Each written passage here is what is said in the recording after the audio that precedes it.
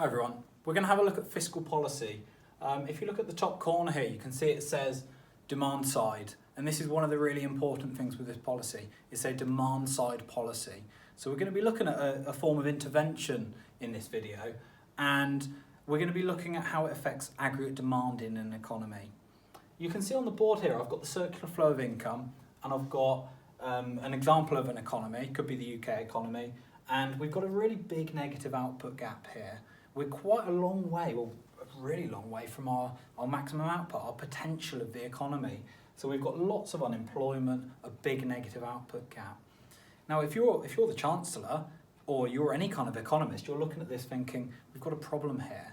Well, with the Keynesian LRAS, we can do something about it. And we're in this section of the LRAS where intervention is absolutely recommended, and we're going to have a look at why. So first thing to say is, here's our circular flow of income. Well, we know that money flows around the circular flow, but how does the government impact it? Well, it impacts it twofold. First of all, look at the injections. You've got investment, which is mainly by firms, the government, which is government spending, and you've got exports. So we've got this G. The government puts money into the economy through its spending. Government spending is known as fiscal. Fiscal is all about the government. What about on the withdrawals, the leakages? We've got savings, which is usually by firms or consumers, taxation, money to the government, and imports. So it's this one, taxation. So we are going to be looking at, with fiscal policy, two types of policy, two tools that the government has. It has its spending and it has its taxation. And if it wants more money flowing around the economy, more demand, what can it do? So the diagram we've got here is an economy that's suffering. So this could be very much the state of the UK economy as we see it. We've got relatively high unemployment at the moment. Well, what could be done? Well, we've got two types of fiscal policy, expansionary and contractionary. The clue's in the name here.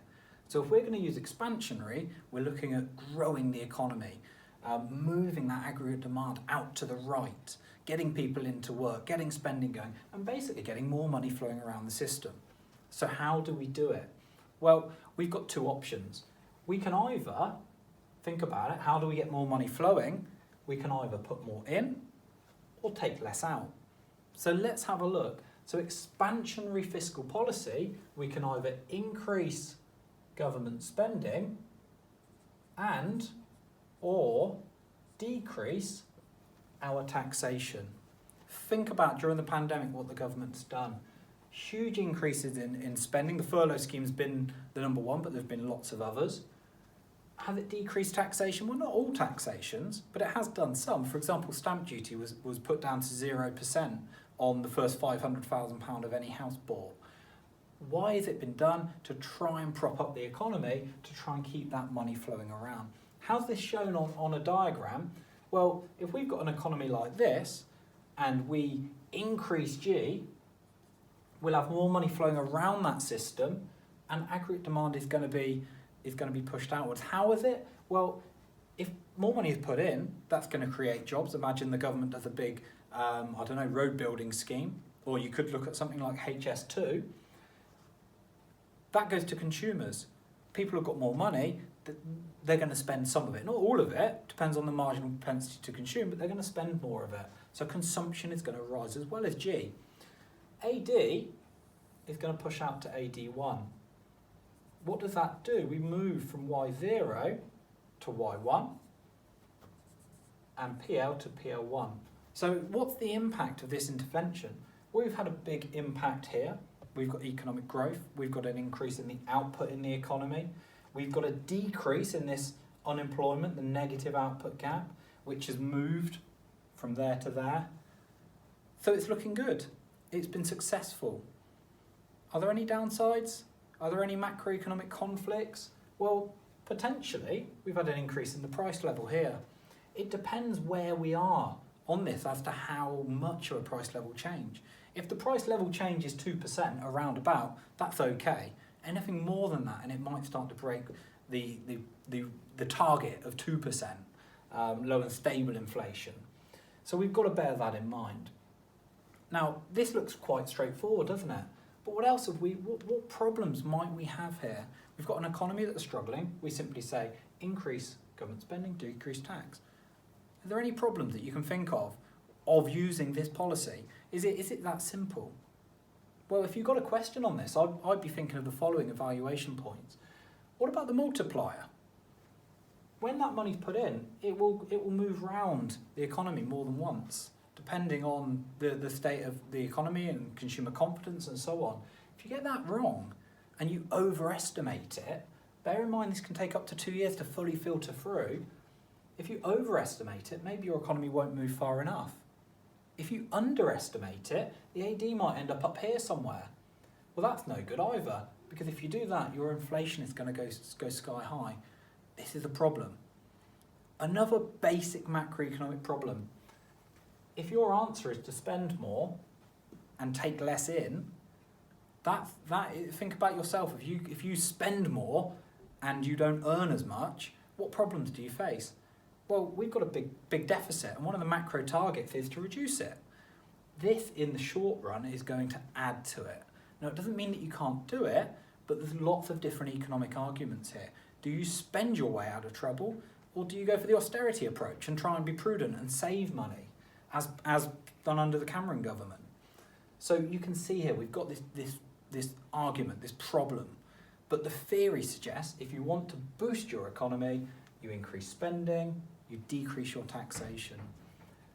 When might we use contractionary? Well, you can probably work out what contractionary is. You're going to use it to deliberately manipulate an economy to lower the output, to reduce aggregate demand.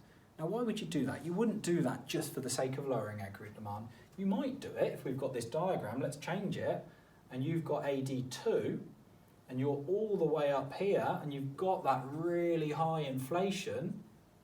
So if we remove this curve here, and we now say that we're all the way up here at AD2, you might choose, because of the rapid inflation, you might choose to use some contractionary policy. Well, how does that work? Well, it's the opposite. The government reduces its spending or increases its taxation. How does that work? Well, less money is put into the economy, more is taken out. So the government, it's good for the budget deficit, which hopefully would start to maybe reduce, but it's not being used for that purpose. The use of fiscal policy is to slow down the economy. We've got inflation too high. If you can do that and you get it right and it's just a small change, it depends where you are on the diagram. We could go to AD3, and an unavoidable, under Keynes' rules, we cannot avoid at this point, we are going to get a little bit of unemployment going on. So we will end up at, here we go, we've got Y2, Y3, so we're going to go Y2 to Y3. We've got a bit of unemployment, but look at the big change on the price level 2 to price level 3. My diagram's getting all messy here, but hopefully you get the idea. So key messages from this video. We are looking at demand side. Fiscal policy is a demand side tool. It is not supply, it's only looking at demand. There are two types, expansionary for growing the economy, contractionary for slowing it down. When we use it, we're going to use this diagram to understand the theory, and the AD diagram, ADAS diagram, to show how that theory plays out. Problems of it, takes a while to feed through, issues of the multiplier, and we've got to think of those other macro objectives. If you fix one, you are likely to cause trouble elsewhere.